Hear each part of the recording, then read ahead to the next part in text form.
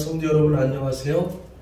주님의 은혜로 여러분을 축복하고 또 오늘도 주님의 놀라우신 생명의 말씀의 은혜가 넘쳐올 줄 믿습니다. 오늘 하나님의 말씀은 히브리서 2장 1절에서 4절까지 말씀의 제목은 이보다 더 큰 구원은 없다 라는 제목으로 같이 은혜를 나누기 원합니다. 제목 한번 우리 크게 읽겠습니다. 시작.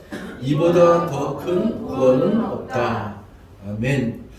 오늘 이 본문 말씀을 통해서 저와 여러분들이 주님이 내게 주신 은혜가 얼마나 큰 것인가를 또 그 큰 은혜 다시 한번 우리의 신앙생활이 첫사랑을 회복하고 또 믿음의 고백으로 살아가시는 우리 모두가 되기를 바라겠습니다. 우리가 살면서요, 우리가 처음에 어떤 경험했던 것들은 사실은 상당히 귀한 거예요. 첫사랑이라는 게 굉장히 귀한 거고, 또 내가 뭔가를 처음으로 시도해서 얻었던 것, 선물 받았던 것, 또 가장 소중히 여겼던 것, 보물같이 여겼던 것, 이런 것들이 굉장히 귀한 것들인데 세월이 이렇게 흘러가면은 그것이 다 잊혀져 가기 시작해요. 첫사랑도 잊어가고 처음 받았던 그 선물의 어떤 기쁨은 막 여기다 장롱에 감춰놓기도 하고 뺐다기도 하고 또 이렇게 앞에다 이렇게 책상에 놓기도 하고 그런데 그 세월이 지나면은 먼지가 쌓이고 나중에는 거들떠보지도 않고 다른 것에 이렇게 그 마음을 빼앗기고 처음에는 보물같이 여겼던 것이 나중에는 강물에 흘려보내듯이 흘러가는 게 많아요. 우리가 이런 거를 이제 생각할 때 저와 여러분들이 예수 그리스도를 처음 만났을 때, 처음 들었을 때, 처음 복음을 들었을 때 이 복음은 이런 말씀도 있었구나. 내가 진리를 드디어 들었다. 내가 한 번도 듣도 못했던 이 복음의 생명을 내가 들었다. 이것이 우리들의 그 마음의 감격이고 또 눈물도 흘리면서 또 주체할 수 없는 기쁨이 내 마음속에 솟는 것을 우리가 보는데 이것이 세월이 지나가면서 이게 꼭 강물에 떠내려가는 것처럼 이게 흘러버리는 간과하는 것들이 얼마나 많은지 이게 믿음 생활이 자기도 모르는 사이에 이렇게 믿음 생활이 식어가고 또 믿음 생활이 소중하지 않고 믿음이 그냥 있는지 없는지 신앙생활을 제대로 하고 있는지 안 하고 있는지 이렇게 모르게 둥둥둥 흘러가는 때가 많습니다. 어느 날 갑자기 나빠지질 않아요. 신앙생활. 어느 날 같이 이렇게 갑자기 뚝 떨어지질 않아요. 자기도 모르는 사이에 서서히 잊혀가고 서서히 이렇게 흘러가면서 그것은 둥둥 병든 물고기 떠내는 것처럼 떠나갈 때가 많은데 그것이 바로 오늘 2장 1절에 있는 말씀이에요. 2장 1절에 보면은 그러므로 우리는 들은 것에 더욱 유념함으로 들은 것에 더욱 유념한다는 거예요. 더욱 주의하여 더욱 다시 한번 깊이 생각하여 우리가 흘러 떠내려 가지 않도록 함이 마땅하니라. 그러니까 사람이 자기가 믿음이 있다고 생각하고 늘 신앙생활을 한다 그러지만은 자기가 지금 어떤 주소에서 어떻게 지금 흘러 떠내려가고 있는가. 그러니까 흘러간다는 것도 아니에요. 또 내가 강을 헤엄쳐서 흘러간다는 것도 아니고 떠내려간다는 건 뭐예요? 병든 물고기 같다는 거죠. 그러니까 자기의 힘으로는 다시금 거슬려 올라갈 수 있는 힘이 없어서 그냥 그게 어디 바다로 가는지 아니면 어디로 가는지 시궁창으로 가는지 무덤가로 가는지 그거 모를 정도로 그냥 흘러 떠내려간다 이렇게 표현을 하는 거예요. 그러니까 이런 것들을 생각할 때 다시 한번 히브리 그 기자는 이제 유대인들에게 핍박과 환난 속에서 또 여러 가지 다른 율법주의나 다른 그 이단의 이런 교리에 빠져갖고 자기들의 신앙생활에 지금 언제 어떻게 제대로 가고 있는지를 다 잊어버린 채 흘러 떠내는 것 같은 그런 신앙사는 사람들에게 이와 같은 경고를 이렇게 메시지를 보내고 있는 것입니다. 다시 한번 저와 여러분들 오늘날 자기 자신의 신앙생활을 다시 한번 점검하고 나는 지금 무언가에 미쳐서 가고 있는 것 같은데 내가 이렇게 둥둥둥 흘러 떠내려가고 있지는 않을까? 내가 정말로 하나님 보시기에 내가 신앙생활의 원 주소에서 나도 모르게 곁길로 이렇게 흘러 떠내려가지고 있지는 않을까?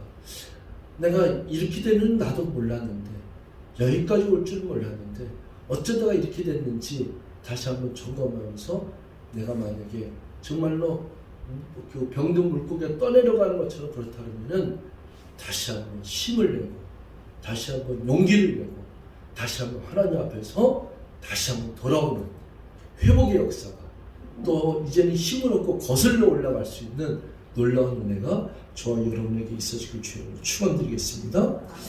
2절은요. 천사를 통하여 말씀이 견고하게 되어 모든 범죄함과 순종하지 아니함이 공정한 보응을 받았거든. 여기서 천사를 통하여 하신 말씀이라는 얘기는 구약을 얘기하는 거예요. 구약에는 하나님께서 천사를 통해서 선지자를 통해서 천사의 입술을 통해서 말씀을 했거든요. 그러니까 선지자를 통해서 또 이 천사들을 통해서 하신 말씀들이 견고하게 세워졌다는 얘기는 구약시대 예수님이 오시기 전까지 또 예수님이 오셨다 하더라도 예수님이 십자가에 달려 돌아가시기 전까지는 구약시대예요. 그때까지 들려진 모든 말씀이 견고하게 되었는데 이 견고하게 되었다는 얘기 뭐냐면은 불순종하고 그리고 범죄하고 이런 사람들은 공정한 보응을 받았다. 그거는 뭐냐면 공정한 심판을 받았다. 대가를 치렀다. 그래서 여러분 우리들이 구약의 율법의 공정한 대가는 뭐예요? 그거는 죄의 싹은 사망이에요.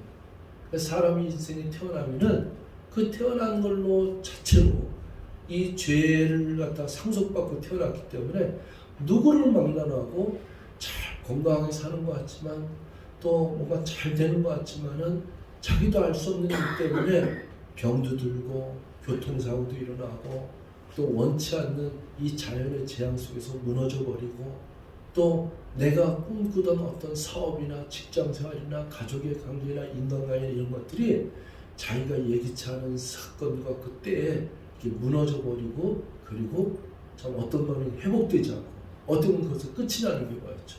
어린 나이도 불구하고 갑작스런 재난에 의해서 이 삶과 그 모든 것들 다 잃어버리고 목숨까지 잃어버리는 경우가 너무나도 많죠. 이런 가운데 이러한 상황을 이것을 건져낼 수 있는 이것을 다시금 회복시킬 수 있는 이것도 구원할 수 있는 그 구원의 능력은 이 세상에 없는 거예요. 그러니까 여러분들이 어떤 것에서 다시 한번 회복되면 얼마나 기쁩니까? 그런데 이 모든 것들, 지금 제가 말씀드린 질병과 외로움과 또 고난과 그리고 내 뜻대로 안 되는 것과 그리고 인간의 능력으로는 감당할 수 없는 그런 천재지변의 그 재난 같은 거, 또 이런 코로나19의 재앙 같은 거, 이거 감당할 수가 없는. 근데 또 이런 거 다 포함해서 우리가 최근에 듣는 뉴스 중에서도 이렇게 아파트 그 붕괴 사건 같은 거, 그 매몰되는 거, 그런 거는 손을 쓸 수도 없잖아요. 네. 그냥 그 시체를 찾는 데만 해도 손을 쓰지 못하잖아요. 이런 것들이 우리 주변에 있고 이런 삶이 현재 거기에 내 영혼의 문제, 그러니까 육체는 그걸로 끝이다 이게. 육체는 죽었다 이거. 육체는 병들었다 이거. 육체는 사고를 당했다 이거. 그리고 또 삶의 어떤 경제적인 손실이 와갖고 잃어버렸다 이거. 그런데 영혼의 문제는 어떻게 할 거냐? 그것을 끝나는 거냐?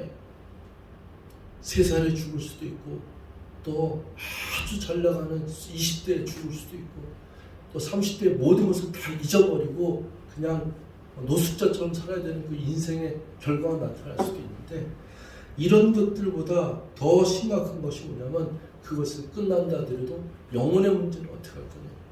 과연 죽음으로 끝나는 것인가? 죽은 뒤에 나는 나의 영혼은 어디로 갈 것인가? 이 죽음의 문제에서 나는 과연 자유할 수 있는가? 여기에는 우리들이 좀 더 깊이 생각하면은 우리들의 인생은 진정한 진리 안에서 구원의 진리를 깨닫지 않으면은 사실은 대답이 없어요.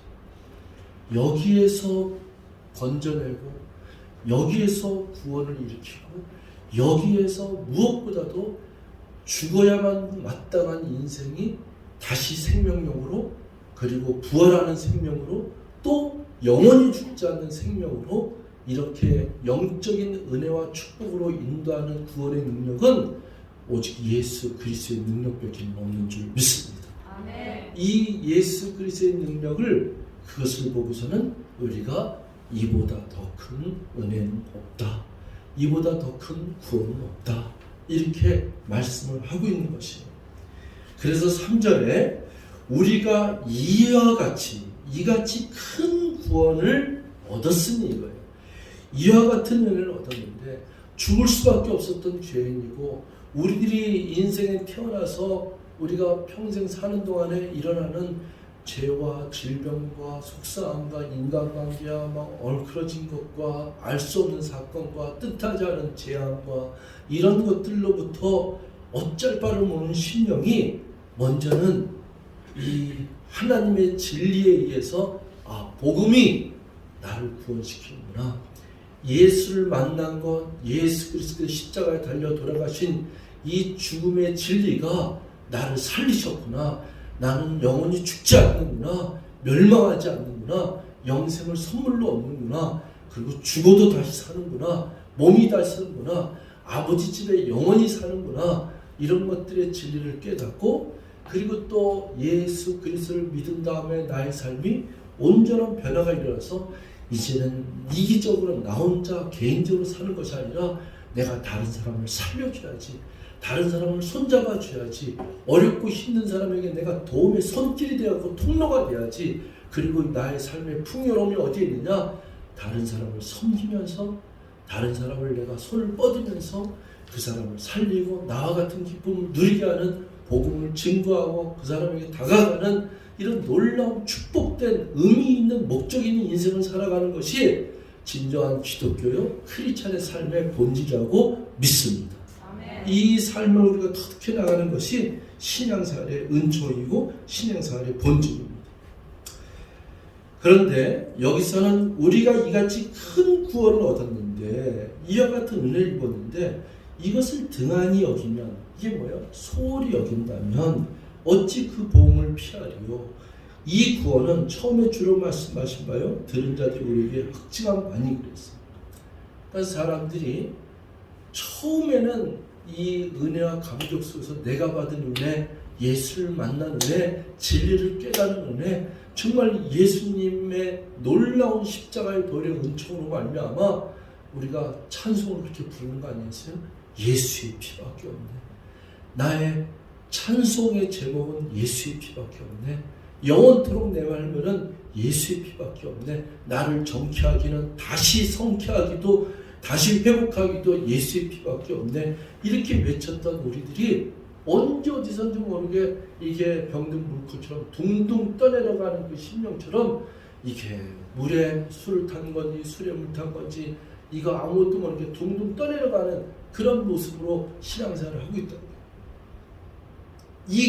이와 같이 큰 구원의 은총을 잊어버리고 소홀히 여기고 등한히 여기고 그냥 흘러내고 있다. 여러분 이 큰 구원이라고 했으니까 도대체 이 큰 구원이 어느 정도로 큰 것이냐.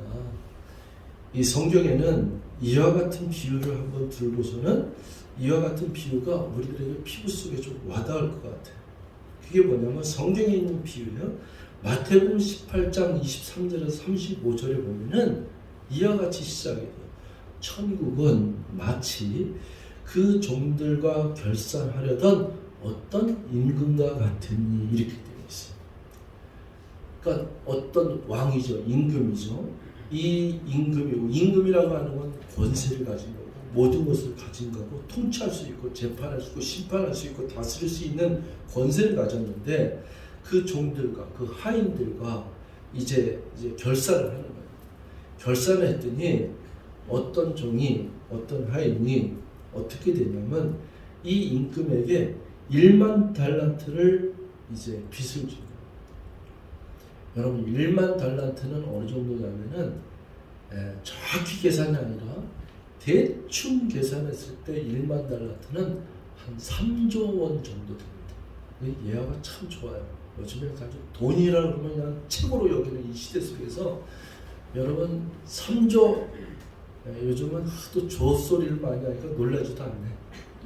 옛날에 억억 했어도 억소리만 나도 억소리 난다고 놀랐었는데 이제는 얼마나 뭐 예산 편성 TV에서 뭐 3조, 14조 뭐 이런 얘기 나오니까 3조라는 돈이 얼마나 큰 것인가를 우리가 피부로 못 느끼는 시대에 살고 있는데 3조라고 하는 것은 허무합니다. 아마 광민이가 쌀을 시든지 동전을 시든지 안에 3조를 시는데 평생 걸렸을 거예요. 여기다 쌀을 갖다가 3조 개의 그걸 이렇게 하나, 둘, 셋, 넷 하고 3조를 시라 하면 평생 걸려도 못 시는 숫자. 이 3조의 그 1만 달란트는 3조의 빚을 진 사람이 이 임금한테 날 구원해 주세요. 날 한 번만 용서해 주세요. 내가 꼭 갚겠으니까 날 용서해 주세요. 옥에 가두고 저를 쳐놓으라 했는데 막 비는 거예요. 내가 정말 잘할 테니까, 정말 갚을 테니까 저를 용서해 달라. 그래서 이 임금이 그 1만 달란트를 탕감해 줘요. 용서해 줘요. 그때 우리 한번 생각해 봅시다. 이 1만 달란트 3조의 그 빚을 탕감받은 그 사람이 어떨 것 같아요? 저 같으면 3조 아니라 3억이 아니라 한 3천만 원 정도만 탕감받아도 그냥 막 춤추고 난리 날 거예요. 난 3억, 막 1억을 난 탕감받아. 내 빚이 지금 한 3억이 있었는데 이 3억 그 맨날 여기 눅눌려 살았는데 이거 탕감받으면은 이거 빚을 면제해주면은 1억 안 할 수 없을 거예요. 우리 아마 제일 실감나게 지금 저기 하시는 분이 경희자님 같은데 막 이렇게 얼마나 이 마음속에 여기에 있는 이 부분을 얼마나 저기 하는 거예요. 이런 것들에 우리들의 인생에서는 이런 물질적인 걸 이해할 터인데 그냥 10억 정도만 돼도 아마 그 눌림 속에서 살기가 너무 어려울 거예요. 이걸 탕감받았어요. 그 탕감받은 그 은혜라고 하는 것은 얼마나 크겠어요. 너무나도 놀라운 거 아니겠어요. 그런데 이 사람이 이렇게 탕감받고 나와서 여기서는 이제 나가서 얘기했는데 조금 시간이 지났겠죠. 나가서 길을 가다가 동료 한 사람을 만나요. 자기랑 같은 처지에 있는 사람을 만나요. 그 동료하는 사람을 만났는데 이 동료가 누구냐면은 이 탕감받은 사람에게 100데나리온을 빚진 자예요. 여러분 100데나리온은 뭐냐면은 1데나리온이 하루 품삯이거든요. 그러면은 지금 하루 품삯 10만 원 뭐 이렇게 되겠지만은 대략 5, 6만 원을 잡는 거예요. 그러면 100데나리온이면은 한 5, 600만 원 이렇게 되는 거예요. 그러니까 자기는 3조를 탕감받은 사람이 까마득하게 그 은혜를 잊어버리고 어떻게 하냐면 500데나리온 빚진 자에게 가서 목을 부르는 거예요. 그랬더니 이 500데나리온 빚진 자가 내가 꼭 갚을 테니까 용서해달라고 저 감옥에 쳐놓지 말고 날 용서해달라고. 근데 이 사람이 어떻게 하냐면은 용서를 안 해요. 자기가 탕감받은 거 까마득히 잊어버리고 어떻게 하냐면 저를 갖다가 감옥에 가둬요. 참 이상하죠. 근데 이게 이상한 이야기가 아니에요. 이게 우리들의 이야기예요. 우리는 이 얘기 뭐냐면 내가 아마 나한테 빚진 사람 500만 원 아니라 5천만 원이 우리는 내가 탕감받은 게 3조인데 저 사람 내가 용서해주고 그거 탕감해주겠지 이렇게 생각을 하는데 그게 아니라 우리는 내가 받은 은혜가 3조인데도 불구하고 나는 500만 원, 1000만 원에 까마득히 잊어버리고 거기에 목숨 거는 인생을 살 때가 많은 거예요. 그거 잃어버리기 싫고 그거 놓아주기 싫고 요것만 하면 내가 1000만 원 버는데 요것만 하면 내가 500만 원 버는데 하는 이쪽에 내 마음과 생각을 빼앗기면서 그쪽으로 떠나갈 때가 흘려버릴 때가 얼마나 많죠. 결과가 어떻게 됐냐? 감옥에 쳐놨더니 그것을 옆에서 지켜보던 동료가 하도 이 글을 보고서 가당치 않으니까 다시 임금한테 가서 이 사실을 다 고해요. 당신이 용서했던 저 사람이 저렇게 3조에 달란 그 3조에 되는 그 10,000달란트를 탕감받고서도 나가서는 저런 일을 행하고 용서를 하지 못하고 오히려 옥에 가뒀습니다. 친구를. 그랬더니 임금이 어떻게 해요? 당장 그놈을 끌어. 당장 그놈을 끌어서 결박해서 감옥에 옥에 가다 가둬쳐. 이렇게 명령을 해요.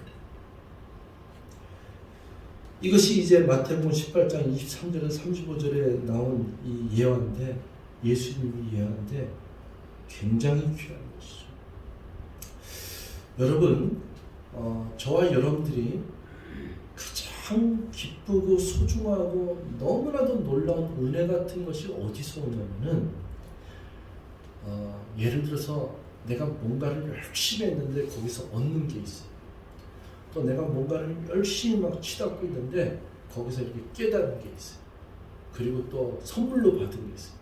선물로 받거나 내가 성취해서 얻는 것들은 기쁨이 오는데 그 기쁨은 이런 기쁨하고 비교가 안 돼요. 어떤 기쁨이냐면은 내가 잃어버렸던 것을 되찾았을 때, 내가 이거는 내가 끝장이다. 이건 다시 못 받을 돈이었었다. 이거는 내가 다 잃어버렸던 거다. 내가 잃어버린 자식이었었다. 자식이 떠나서 돌아오지 않는 거. 성경에는 이런 예화가 많은데, 그 누가복음 15장에 아들은 이제 멀리 떠나서 돌아오지 않는구나. 잃어버렸던 아들이구나. 그런데 다시 돌아오는 거. 내가 열심히 회사를 일으키려고 열심히 노력했는데 회사가 곤두박질 치고 있다가 어느 날 기적같이 회사가 일어난다. 이때의 그 기쁨은 이루 말할 수가 없는 거예요. 내가 잃어버렸던 걸 뭔가를 다시 찾았을 때 그 기쁨은 잃어버렸어. 이루 말할 수가 없는 거예요. 여러분 잘 생각해 보세요. 저와 여러분들에게 사실은 에덴에서 다 잊어버린 거예요. 우리 인간은 하나님의 축복된 하나님의 형상으로 지음받은 놀라운 이 모든 만물 중에서 가장 아름답게 지어진 것이 인간 아니겠습니까? 이 인간, 이 사람이 이렇게 아름다운 영성으로 아름다운 축복의 감각으로 이렇게 태어난 존재가 에덴 동산에서 뱀의 유혹으로 말미암아 죄로 말미암아 다 잃어버린 거예요. 뭐가 잃어버렸냐? 첫째는 생명을 잃어버린 거예요. 그 생명 잃어버린 거 하나. 그 다음에 뭐 잃어버렸어요? 갑자기 이 밭에서 엉겅퀴를 내기 시작하는 거예요. 그 밭에 가서 일했으면 이것이 열매 맺고 이거 잘 되는데 이게 엉겅퀴를. 땀 흘리고 뭐해도 순식간에 재앙이 오고, 그리고 인간은 그냥 인생을 살지만은 이 죄로 말미암아서 질병과 그리고 여기서 나타나는 현생을 감당할 수 없는 게 우리의 삶의 인생이고 우리 삶의 현실이란 말이에요. 그게 다 잃어버린 거예요. 잃어버린 걸 갖다가 하나님께서 회복시키는 거예요. 그 회복시키기 위해서 어떻게 해요?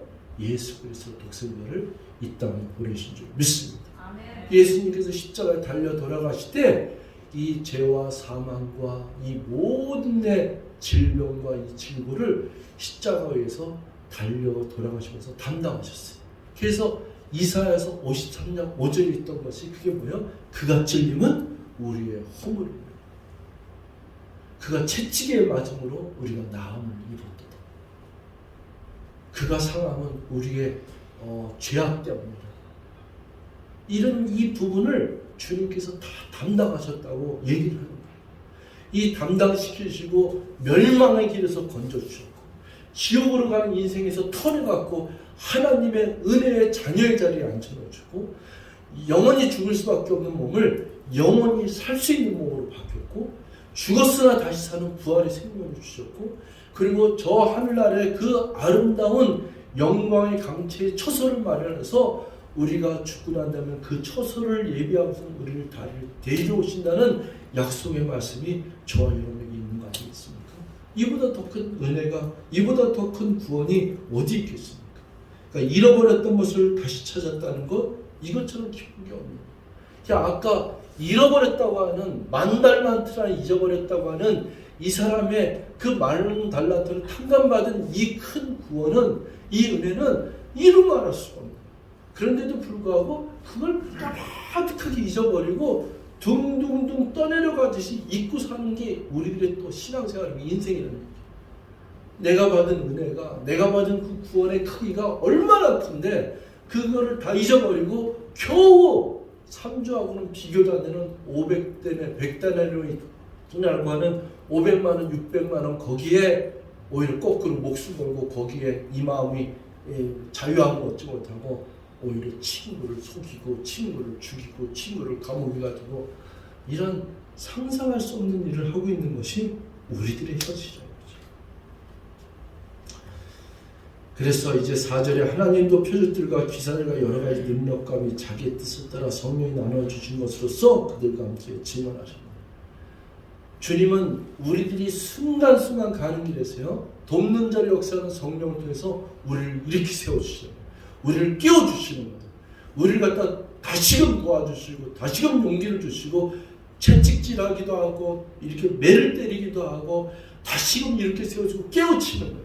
그 깨우칠 때 우리를 갖다가 이게 채찍질 하실 때 우리를 갖다 건드리실 때 우리의 마음을 두들기실 때 그때 반응을 해야 돼요.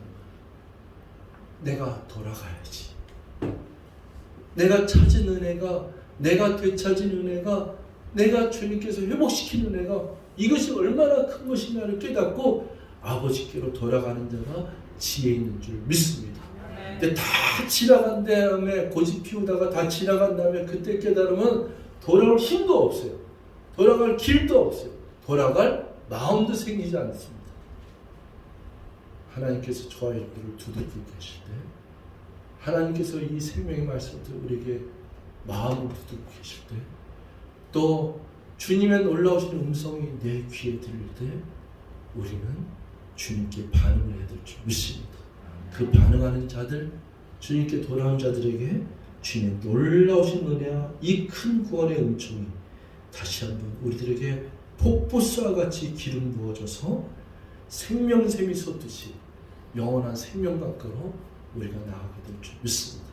사랑하는 성도 여러분, 여러분들의 신앙생활의 여정 가운데 또 이 험난한 세상을 사는 동안에 얼마나 고달프고 힘들고 고뇌한 일들이 많겠습니까? 또 누구한테 말 못할 어려움과 한련과 얼마나 이런 것들이 찾아오겠습니까? 여러분 그때 용기를 가지십시오. 그때 하나님이 나와 함께 계시다는 이 진리의 음성을 들으시고 주님과 함께 주님 앞에 주님과 동행하면 내가 주님 앞에 나가면 주님을 의지하면 주님께서 이 모든 것을 십자가 위에서 우리를 위해서 대신해서 피 흘려주셨던 그 주님이 오늘도 나를 이렇게 세워주시고 오늘도 나를 소망 가운데 붙잡아 주시며 용기를 주시며 힘을 주시며 함께 나아가자고 약속의 말씀으로 우리를 이끌어 주실 줄 믿습니다. 그분의 은혜 가운데 거하시는 우리 모두가 되시길 주로 축원드리겠습니다. 기도하시겠습니다. 사랑의 하나님, 우리가 받은 은혜가 얼마나 큰지 알 수 없습니다. 내게 주어진 이 구원의 은총이 얼마나 놀랍고 얼마나 큰 것인가를 알 수가 없습니다. 주님의 그 크신 사랑을 어떻게 깨달을 수 있겠습니까? 하나님, 이것을 깨닫지 못하는 미련한 자가 되지 않도록 하여 주시고 또한 깨달았음에도 불구하고 다시 흙탕물 속으로 뛰어드는 미련한 자가 되고 어리석은 자가 되지 않도록 하여 주시고 다시금 주님의 그 풍성함으로 주님의 놀라우신 능력 안으로 주님의 놀라우신 회복의 은총으로 돌아가고 그 그늘 아래 우리가 들어가는 놀라운 은혜가 성령의 도우심이 있는 우리 모두가 될 수 있도록 하나님 함께하여 주시옵소서. 감사드리고 예수님의 이름으로 간절히 기도했사옵나이다. 아멘.